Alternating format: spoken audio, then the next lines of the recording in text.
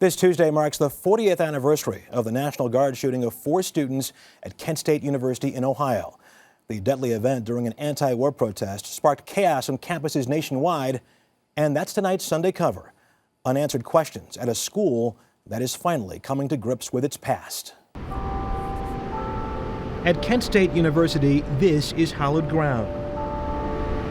Markers are placed at the spots where 4 students were shot and killed in this parking lot by the Ohio National Guard on May 4th, 1970. I thought if I had to risk my life, I would do that. Alan Canfora is one of the 9 students wounded that day.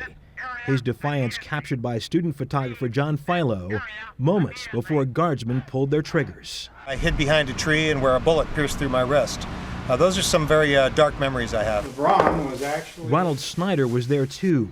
He was a 34-year-old captain in the Ohio National Guard, responsible for restoring order along with nearly 1,000 other guardsmen. The entire sky over the Kent area was glowing red. Protesters had set the abandoned ROTC building ablaze the night of May 2nd, and organizers called for an unauthorized massive anti-war rally 2 days later, protesting President Nixon's escalation of the Vietnam War into Cambodia.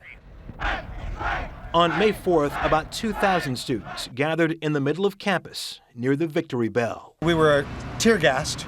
The guardsmen chased us up over this hill here. About a dozen men stopped, turned, raised the weapons, and they all began to shoot simultaneously. The shooting lasted 13 seconds. In total, 67 bullets were fired. Ronald Snyder's unit was not involved in the shooting. Where some of the students were killed and wounded was directly in front of me. I know what happened, and it was murder. Canfora has a copy of a tape recording made that day. The original is being enhanced by audio engineers in Los Angeles this week. He believes it will finally prove the guardsmen were ordered to fire. Snyder is doubtful.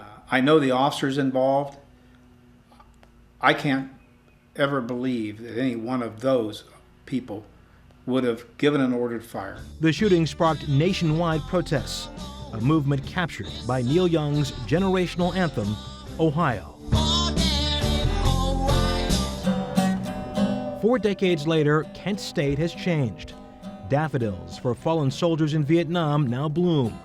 The tragic scene is now an historic site, and the university is creating a visiting center and walking tour, narrated by civil rights activist Julian Bond. At 12:24, guardsmen on the trailing edge of the right flank pointed their weapons in unison and began to fire. Professor Laura Davis was a Kent State student at the time of the shootings. We have to find nonviolent means of resolving differences. We have to find ways to communicate with one another, even when we disagree. By the way, John Philo, who took many of those famous pictures, is now a photographer here at CBS. The university will mark the official anniversary with a day of ceremonies on Tuesday.